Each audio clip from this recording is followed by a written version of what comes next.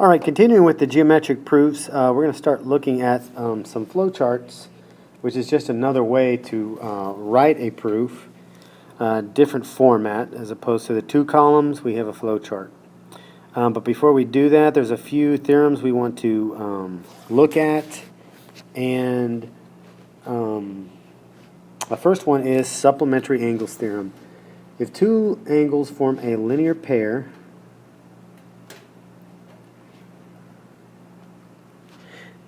then they are supplementary angles.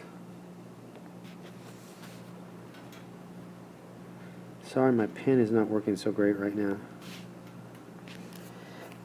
If the non-common side, this is complementary angles theorem, if the non-common sides of two adjacent angles form a right angle, then the angles are complementary. I'll leave it there. Complementary is what I was trying to write there. Basically, supplementary angle theorems just says that two angles are linear pairs and they're supplementary. And if two adjacent angles make a right angle, then they're complementary. The congruent supplements theorem, angles supplementary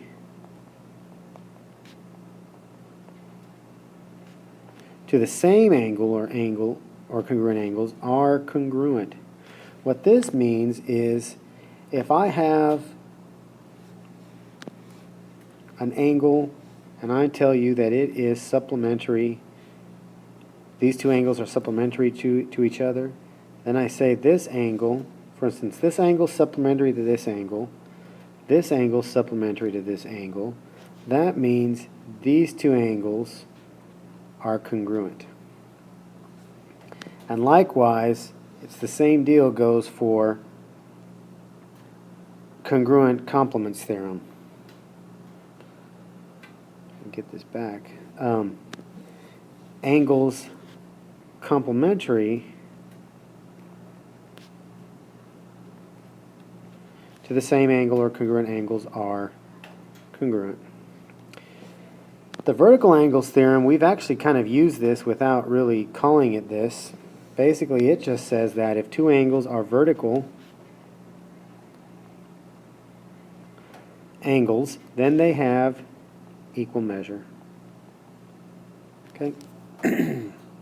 All right, which leads us to our first. We're going to use some of those theorems we just looked at in a proof coming up. Excuse me. So this we have a flow chart. You know, we still have our statements and we still have our reasons. We just write it in a different format, more with the flow of how each statement leads to the next. The two-column one doesn't give us this ability to look at things and how they flow. It just gives us lists, and sometimes we have to jump around to find where we come up with things in a two-column proof as opposed to a flow chart. So this one says that 1 and 3 are vertical angles. We're going to prove that they're congruent. Now, we know they're congruent because of the vertical angles theorem, but we're proving the vertical angles theorem in this case. So for my first given, it's right here along with the reason. Next, I'm going to say 1 and 3 are formed by intersecting lines. That's the definition of vertical angles. And from that, if they're formed by intersecting lines, then we can look at that picture and say 1 and 2 are a linear pair. And since we're dealing with angles 1 and 3, we're going to go ahead and on the other side, we're going to say that angle 2 and angle 3 are also a linear pair. What would our reason be? Same thing as this. Definition of linear pair. Sorry, I'm trying to keep the whole proof on one screen, so my writing is a little rough. So over here on the right side of this flowchart, we have 2 and 3 are supplementary. Well, remember, if they're a linear pair, then they're supplementary. So that means angle 1 and angle 2 are also supplementary. Supplementary. Just do that. And the reason is going to be the same thing, linear pair theorem.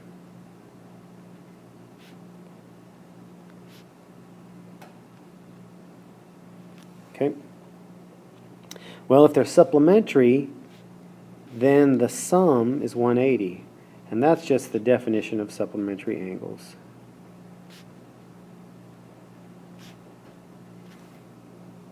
Which we would say, if we're on the right side now, we're going to say that angle 2, the measure of angle 2, plus the measure of angle 3 equals 180. Same reason, definition of supplementary angles. Well, now you'll notice that the flowchart comes back to 1, and we're going to set both of those equal to each other because since one was equal to 180, the other one was equal to 180, they're equal to each other. And we could either use substitution there or transitive property.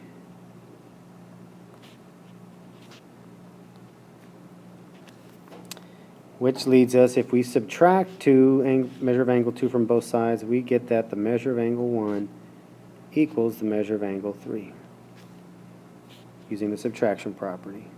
So we've proven the vertical angles to be congruent. Okay? Same thing as a 2-column proof. Just format is different in how we do it. We still go about it the same exact way. All right, here we go. We're looking now at a kind of a word problem. This one doesn't involve a proof. Just kind of a problem to think about. We've got BAC equaling DAE. So those are congruent. And it's 20. So that's 20. That angle's 20, and it says that BAE is a right angle. Find CAD. We want to know the measure of the green area. Well, if a right angle is 90 degrees, I've got 20 and 20, so that's 40. Whatever's left is going to be CAD. So the measure of CAD is 50 degrees. Like I said, not a proof there. Just a word problem dealing with those angles. Okay. Let's look at this. First of all, we know that the reason in the figure 1 and 4 are a linear pair, that's given, and 3 and 1 equals 180. That's a given. We're proving that 3 and 4 are congruent. So that's going to be our last statement. So we're going to just go ahead and write that. We'll just put angle 1 and angle 4 form a linear pair. I'm kind of abbreviating it. And also, the measure of angle 3 plus the measure of angle 1 equals 180 degrees. The reason for these statements, given. Okay, the next thing we're going to say is, well, if 1 and 4 are a linear pair, then aren't angles 1 and angle 4 supplementary? They are supplementary because the definition of a linear pair says that if they're a linear pair, they're supplementary. So our reason is the definition of linear pair. So what we're trying to do here, we're trying to prove that 3 and 4 are congruent to each other because they're supplementary to the same angle. We're going to try and use that congruent supplements theorem. So the third thing we're going to say is, you see how right here this adds up to 180? Well, that means that angle 1 and angle 3 are also supplementary.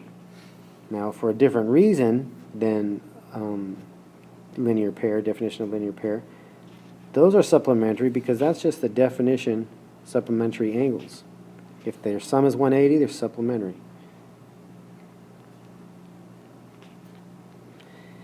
And the last thing, now look at this. We have that 1 is supplementary to 4, 1 is supplementary to 3, therefore angle 4 is equal to angle 3 because of congruent supplements theorem. Okay? And the last proof in the notes, looking at this, we're going to say, of course, the given is angle 1 equals angle 2, and angle 1 equals angle 3. That's given. So we're going to try and prove that AB is parallel to DC. Angle 1 is congruent to angle 2. Angle 1 is congruent to angle 3. So we notice that because of this, angle 2 is going to be equal to angle 3.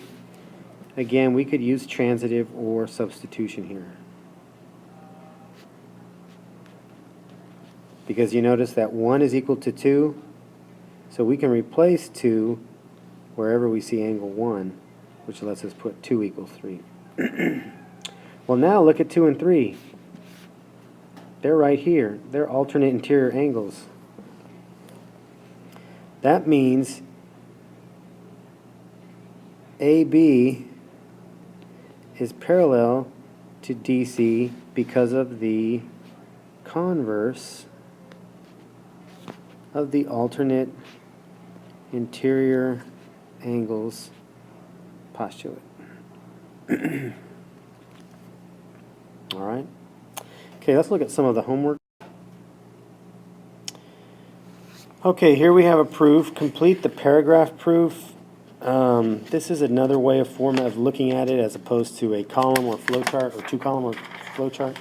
And actually, let's skip this, the paragraph. Your assignment starts right here. Two-column proof. We're going to write a flowchart based on this two-column proof. So let's keep that in view.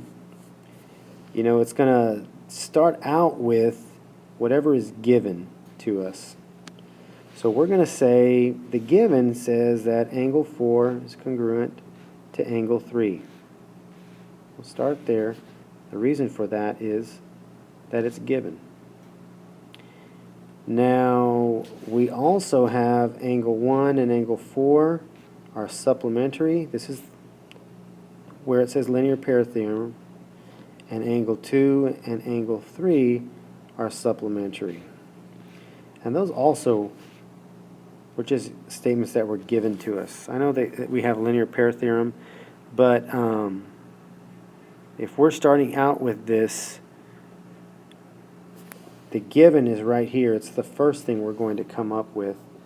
So we can say that they're supplementary because of the linear pair theorem.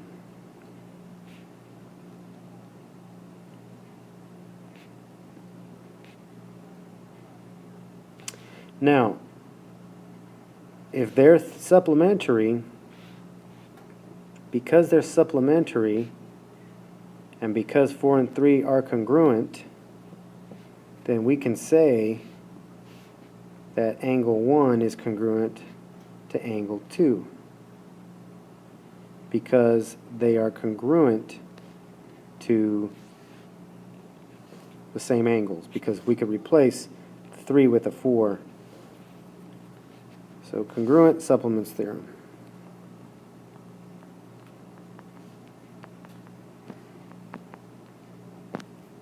I'll abbreviate it there. And now that leads us to our final statement of the measure of angle 1 is congruent to the measure of angle 2. I know it seems like it's the same thing, but since we're talking about the measure, this is the definition of congruent angles. That states that if they're congruent, then their measures are the same. Okay, so that's how we take a flowchart, a two-column proof, and write it in a flowchart form. Now we're going to take an algebraic proof and write it in as a flowchart. So we're going to be given the first statement, 3x minus 4 equals 8. That was given. What we're going to do next is we're going to add 4 to both sides. So I have 3x equals 12. And remember, that would be the addition property of equality. Next, we're going to divide by 3. I'm going to end up with x equals 4. And I'm going to be using the division property of equality. And that's how we would do a flowchart with an algebraic proof.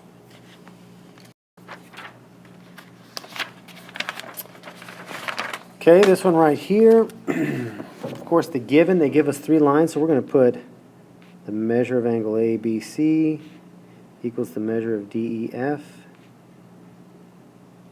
The measure of angle ABC equals 7x minus 18, and the measure of angle DEF equals 3x plus 26. That's given. Now look at this. They said 7x minus 18 equal to 3x plus 26. They did that because ABC and DEF were equal to each other right here. So since they're equal to each other, we can use substitution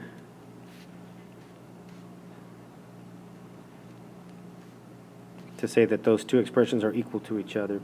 Then we'll just go ahead and solve it with an algebraic proof. We can add 18 to both sides. So 7x equals 3x plus 44. And that would be addition property.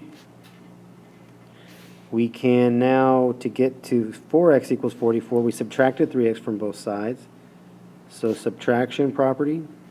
And then divide by 4, division property. Excuse me. Okay, that was an algebraic one. Now we have a geometric one. Given is ray BA is perpendicular to ray BD. Well, ABD is a right angle. We know that because that's the definition of perpendicular lines. If they're perpendicular, and that symbol means perpendicular, then they're a right angle.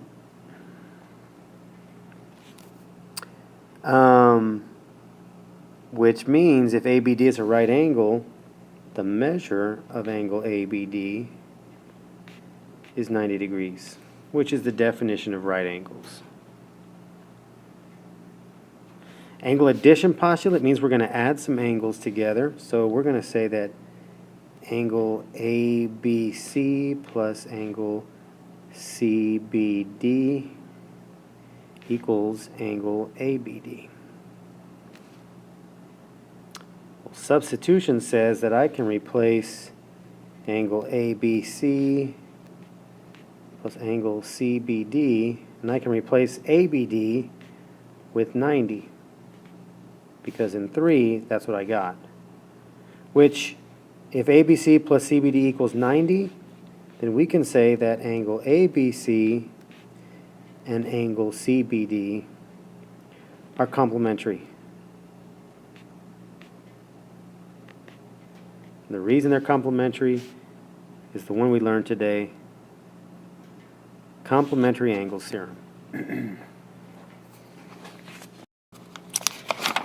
On the last page, we have given that angle 1 and angle 2 are complementary. I'm just abbreviating right there, complementary. That's a given. So we're going to prove that using something addition postulate. We're dealing with angles, so it's probably going to be angle. And I have something equals COA, angle COA. So we're going to say that that is, we don't have a letter here, so we'll just go ahead and make that F. Where's that one we're looking at?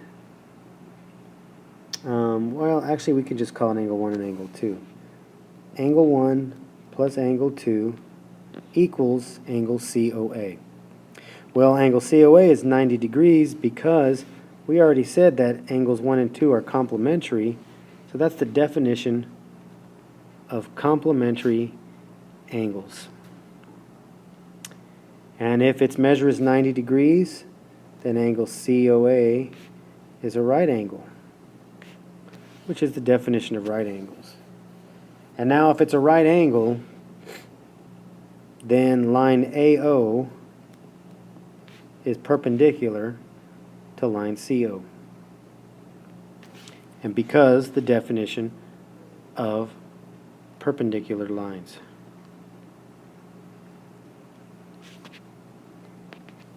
Excuse me. And then the last one, we've got given angle 3 equals angle 5. That's given. We're going to go ahead and mark that 3 and 5. We're going to prove that 2 is congruent to 3. Well, 2 and 5 are vertical angles. And that is because of the definition of vertical angles.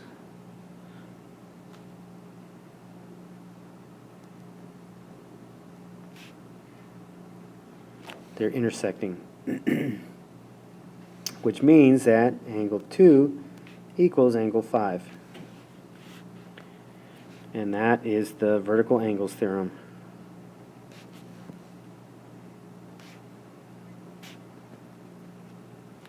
Vertical angles are congruent. Well, now we can say 3 is equal to 5, is congruent to 5. We already said they were equal to 5 here. That was given to us. But 3 is congruent to 5 because that is the definition of congruent angles. And actually, that should be congruent right there. So now, since 2 is congruent to 5 and 3 is congruent to 5, we can say that 2 is congruent to angle 3. We use substitution. Okay? Again, just some different proofs to look at, to practice, to work on, to prepare us for the test.